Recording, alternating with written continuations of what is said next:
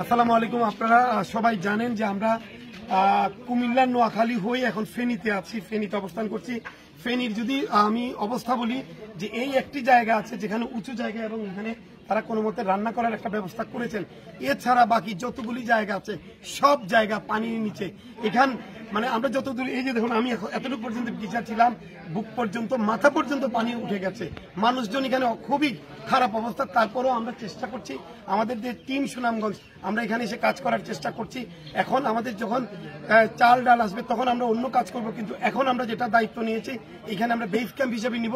আগামী দুদিন এই এলাকার মানুষদেরকে আমরা রান্না করা খিচুড়ি খাওয়াবো। তো এই কার্যক্রম আমরা চালাতে চাই। আমাদের এখানে আমাদের যে টিম আছে সেই টিমে আছেন নাসির চৌধুরী আছেন, আমাদের সাইমন আছেন, আম্মার আছেন এবং সজীব আছেন। তো আম্মার আমরা এর আগের ভিডিওগুলোতে আপনাদেরকে যেটা প্রতিশ্রুতি দিয়েছিলাম যে আমরা ফেনীকে যে জায়গায় কাজ করব, মানে আমরা আসলে কাজ করার ধরনটাই এমন চাই যে সব জায়গায় ঘুরে ঘুরে কাজ না করে যেখানে কাজ করতে চাই সেখানে সমগ্র মানুষকে যেন আমরা সেবা দিতে পারি। আমাদের সুনামগঞ্জ মানুষ যারা আমাদের কাছে উপহার হিসেবে পাঠিয়েছেন অর্থ, এই অর্থ দিয়ে তাদেরকে যেন আমরা খাওয়াতে পারি। তো আমরা বলেছিলাম যে একটা জায়গাকে আমরা বেস ক্যাম্প নির্ধারণ করে সেখান থেকে আমাদের খাদ্য বিতরণ কার্যক্রম চলবে। তো এই জায়গায় আমরা বেস ক্যাম্প আমরা নির্ধারণ করেছি। এখান থেকে প্রতিদিন 1200 মানুষ 1000 বা 1200 মানুষের খাবার এখান থেকে রান্না হয়ে এই আশপাশের সমস্ত এলাকায় আশ্রয় কেন্দ্র আছে, মানুষের বাড়ি বাড়ি আছে। অনেক বাড়িতে একজন দুইজন লোক আছেন যারা শুধুমাত্র বাড়ির পাহারায় আছেন, তাদের কাছেও বিশুদ্ধ পানি এবং এখান থেকে ভুনা খিচুড়ি এখান থেকে পৌঁছে যাবে। এবং আগামী 2 দিন আমরা এটি এখানে পরিচালনা করব এবং সুনামগঞ্জ থেকে আমাদের যে টিমটি খাদ্য সহায়তা নিয়ে আসে সেটিও আমরা আশপাশের এলাকায় দিব। এছাড়া আমরা আশ্রয় কেন্দ্রে বিভিন্ন গর্ভবতী মায়েদের জন্য আমরা কাজ করতেছি। এখানে কিছু কিছু বাসায় গেছি যেখানে বাচ্চারা আছেন, তাদের জন্য দুধ অ্যারেঞ্জ করা যায় কিনা সেই ব্যবস্থায় আমরা কাজ করছি। আমরা পানি, বিশুদ্ধ পানি, এই সমস্ত কাজ আপনাদের সহযোগিতা চলছে। ইনশাআল্লাহ এই কাজগুলো আমরা চালিয়ে যাব। ধন্যবাদ নাসিম। আম্মার তো একদম কোথায় গিয়েছিলে এবং আমরা আসলে কি করছি কালকে? আসলে আমাদের ভিডিওটা যারা দেখবেন, আমরা এখন যে জায়গা থেকে ভিডিও করতেছি, আমাদের এখানে শুকনা জায়গা থাকলেও আমরা ফেনী থেকে এখানে আসতে গেলে কোনো গাড়ির ব্যবস্থা নাই।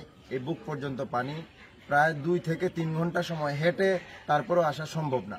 এখানে আমরা বহু কষ্ট করে এসে একটা শুকনা জায়গা পাইছি, কিন্তু বাকি সব জায়গা ডুবন্ত। এখানে প্রতিটা এলাকার গলিতে ঢুকলে বুক পানি না হয় গলা পানি। এখানের মানুষগুলো কোনো স্কুলে বসে, মানে এই পরিস্থিতি কাউকে বলে বোঝানোর মতো না। তো আমরা এখানে এসে যখন দেখছি খাবারের সংকটটা খুব বেশি, আমরা এখানে সিদ্ধান্ত বাইরে যে নিচ্ছেন জানাইছেন। তো আমি পাশাপাশি একটা জিনিস বলতে চাই যে এই মুহূর্তে খাবার খাওয়া, মুড়ি খেয়ে মানুষ দিন নিপাত করতেছে। আমি কয়েকজন মানুষকে একেবারে লাস্ট মাথায় গিয়ে জিজ্ঞেস করছি, হেঁটে হেঁটে যাচ্ছেন একটা মুড়ির টুটি মাথায় নিয়ে, যে ভাই কোথায় গেছিলেন? রাজাপুর গেছিলাম। কতক্ষণ লাগছে আপনার হেঁটে আসতে? বললো 2 ঘন্টা 2.5 ঘন্টা। এতক্ষণ আমি বললাম যে একটা মুড়ি আনার জন্য আপনি এত দূরে গেছেন। বাবা কিছু করার নাই, এমন একটা পরিস্থিতি আমাদের।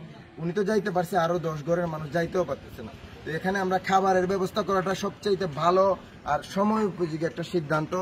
আমরা টিম সুনামগঞ্জে যারা সহযোগিতা করছেন, যারা ছিলেন আমাদের সাথে, সবাই অতটুকুতে আত্মতৃপ্তি থাকবেন যে আমরা আয়োজনটা যাতে বাকি 2 দিন আমরা করতে পারি।